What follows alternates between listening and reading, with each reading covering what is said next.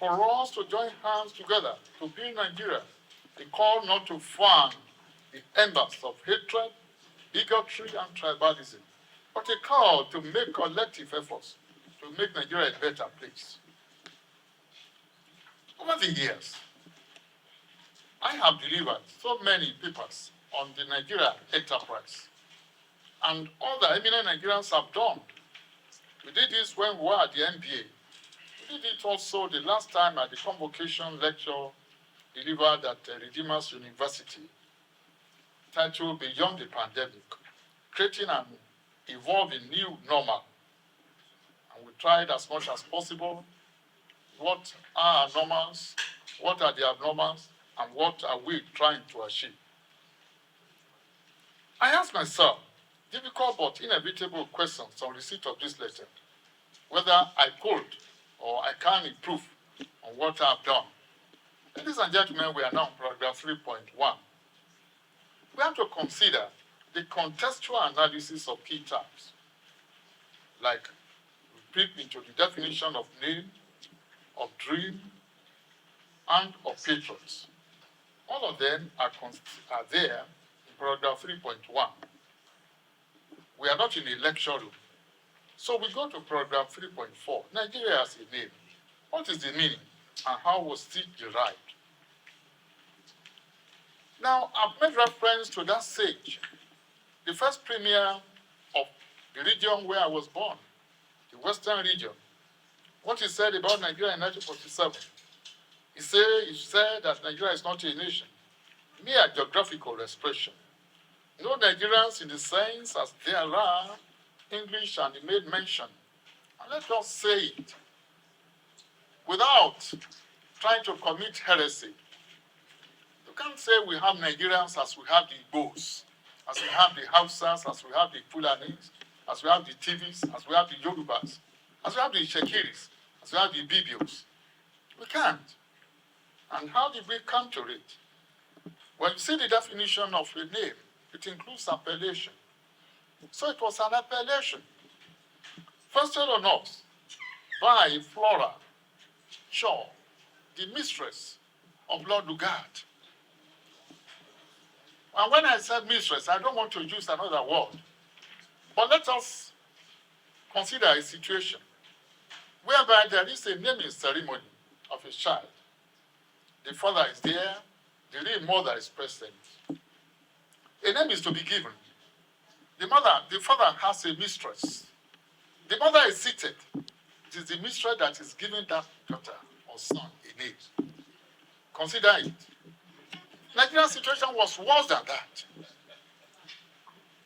Dr. Nnamdi Azikiwe, to him, he said, it describes Nigeria as a political, social, and economic marriage of convenience. Issa Sage said Nigeria is a state of many nations, crying out to be released from the straitjacket of an oppressive and suffocating unitary system with Leviathan of a federal government in the driving seat.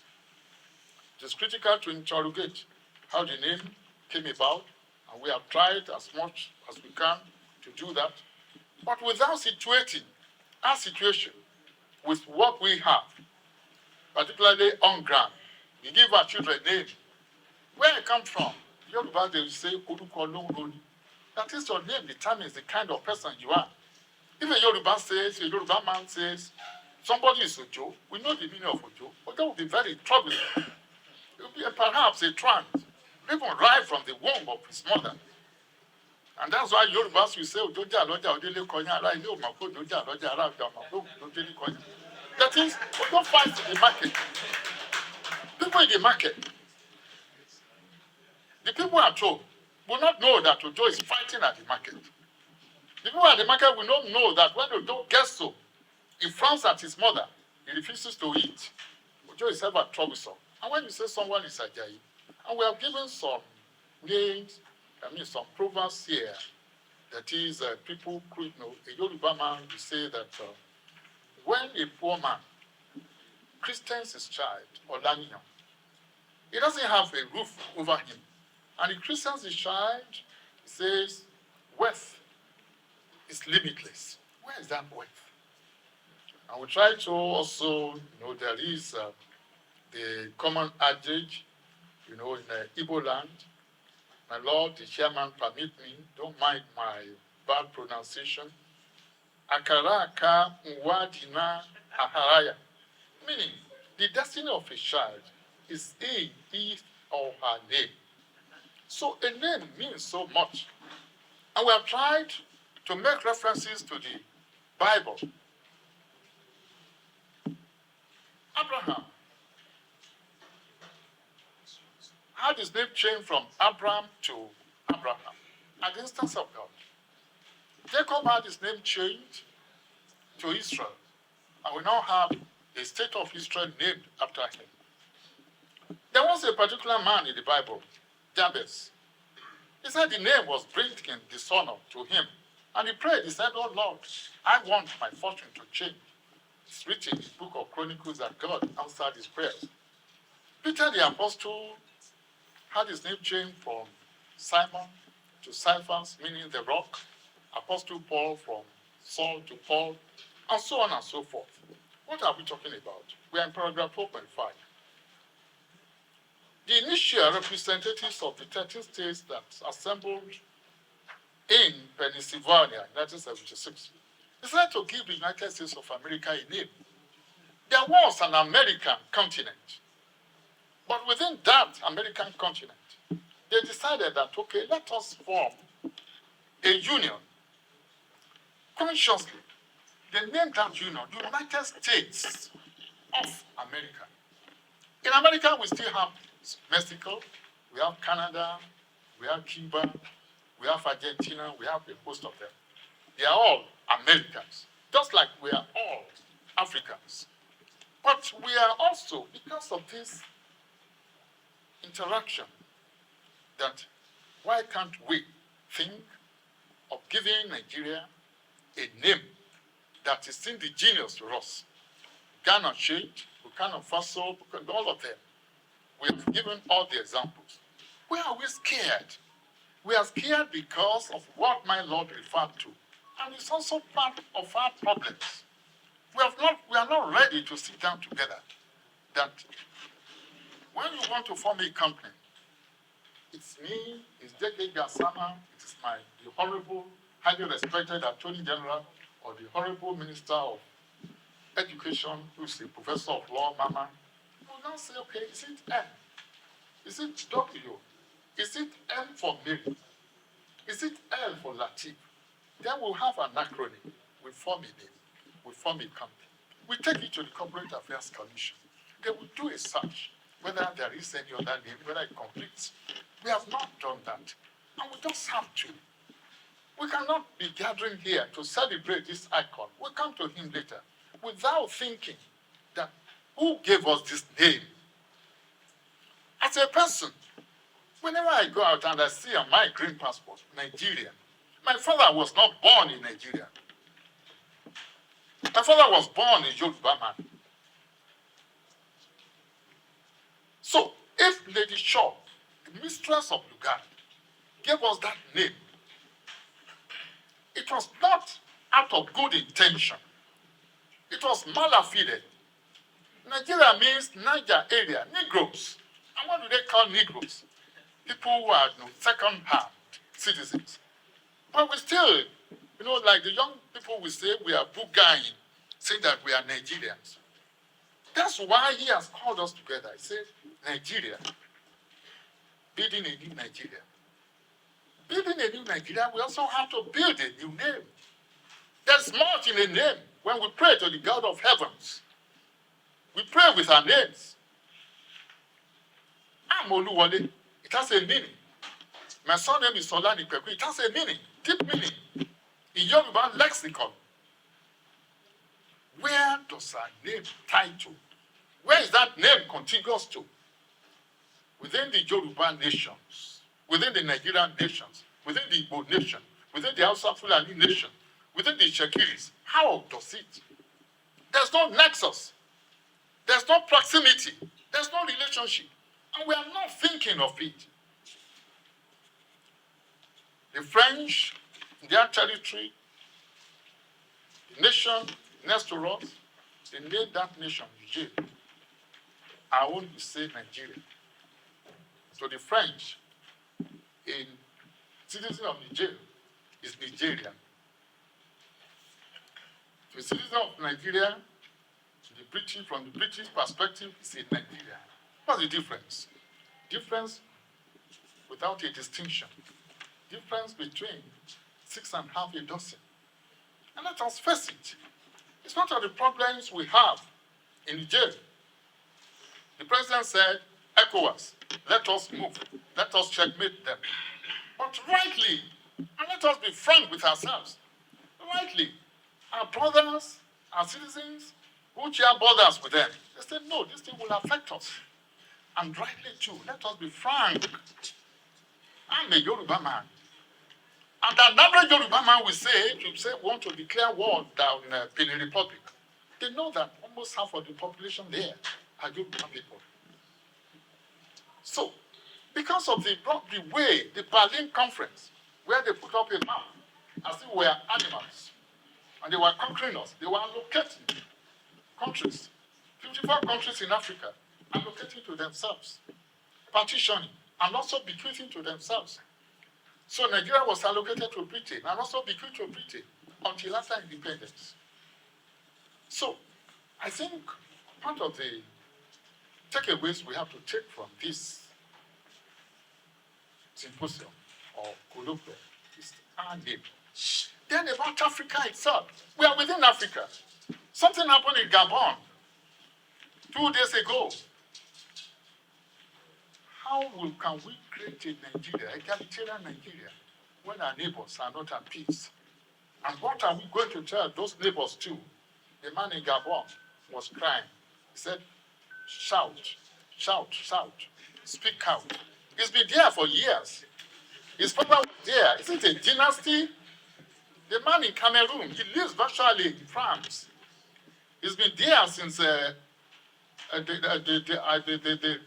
been there for 42 years. He was prime minister for about 12 years. He's still there. He's not governing. Then how does a Nigeria evolve? A strong nation within all these people that surround us. And again, I'm bothered about Africa. When you look at your Bible, in Genesis, the first nation mentioned there is the nation of Ethiopia. The book of Genesis was written in 1450. We are now in 2023. Add together. Almost 3,000 years ago, Moses wrote the book of Genesis, meaning that as at that time, there was an Ethiopia. And I myself, and let us ask ourselves, was there an England? Was there an America? We just take roughly over 200 years back. Was there an Argentina? No other nation. Ethiopia itself was mentioned over 13 times in the Bible. Then what happened to Africa? Where did we apply the reverse here? We have to ask ourselves. And the new administration, under our brother and friend, that needs, he needs us in our communion of prayers. A lot has to be done. We have to think from within. We have to think around the without. Africa must rediscover itself, and we'll get there. Then that's about the partitioning of Africa at the conference in Berlin, and how the different nations have come about. And then we go to paragraph 5.8. Nigeria was not only created by Britain by fiat of amalgamation, it was also bequeathed to them in several material particulars. We always remember the Winnings Commission. When Nigeria was to attain independence, the minorities genuinely, sincerely, they were afraid. They were not so comfortable of what would be their lot in the Nigeria that would be created. Over 250 nationalities. There must be a nation that will accommodate us on the basis of equality, not on the basis of master-servant. The Bible says, God created man, and in his image created he him.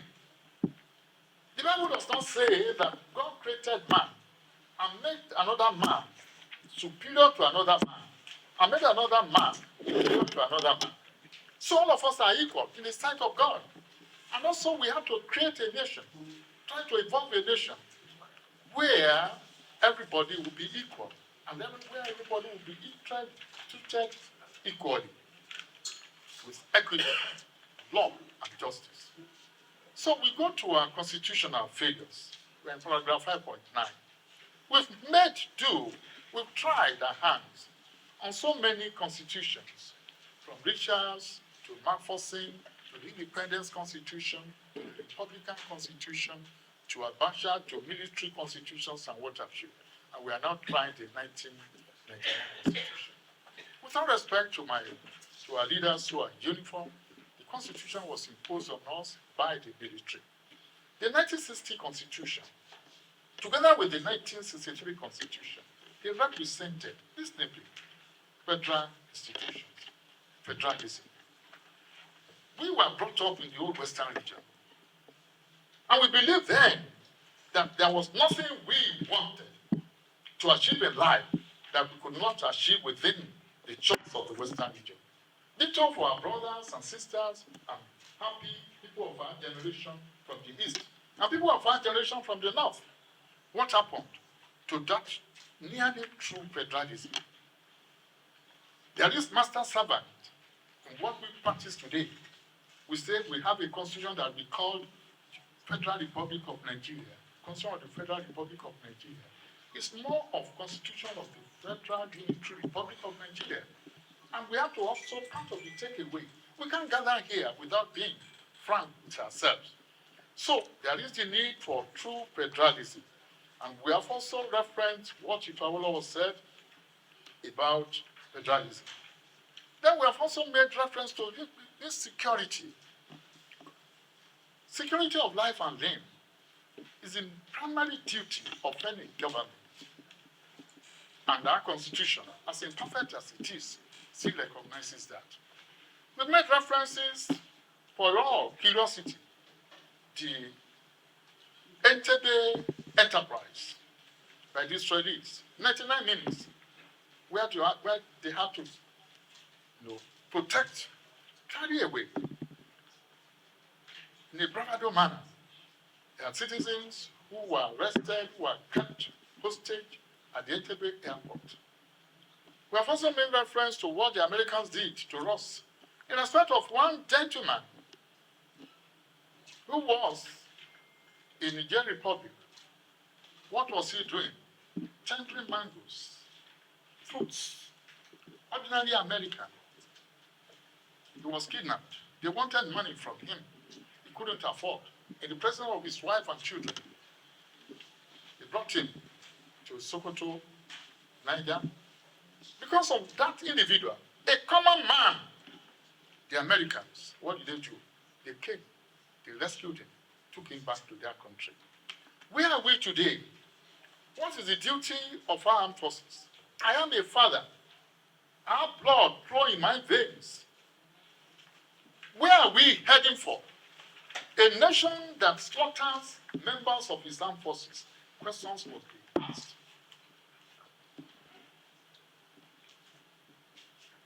Questions must be asked if over 22 of them were slaughtered in Niger State 2 days ago. I was crying as a father when I saw them mass burial.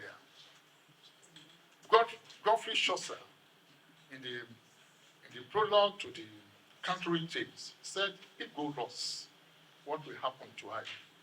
I'm not saying that any citizen is not important, but when it gets to a stage whereby they are killing our own soldiers, it's bad enough. Well, what will be our fortune? What will be our lot? Just last week, a classmate of mine in the University of Lagos, who ended up being or retiring as the president of the Customary Court of Appeal, Margaret, in her home was slaughtered by unknown people. It was 2 days thereafter that the Cain body was found. And it happens here and there. So we have to do something about security. Why am I linking security of citizens with the theme of this lecture? Because for everything we say, we are linking with the theme. An average Israeli at the age of 7, whether a boy or a girl, keys into the Israeli enterprise that I can die for this country. Is it the position here? The same thing with an average American. The same thing with an average British, an average English. So we are trying to recommend through this discussion that once every citizen appreciates the fact that, look, whether I'm within the shores of Nigeria or I'm outside, my country will do something for me, then that citizen will want to do anything for the country.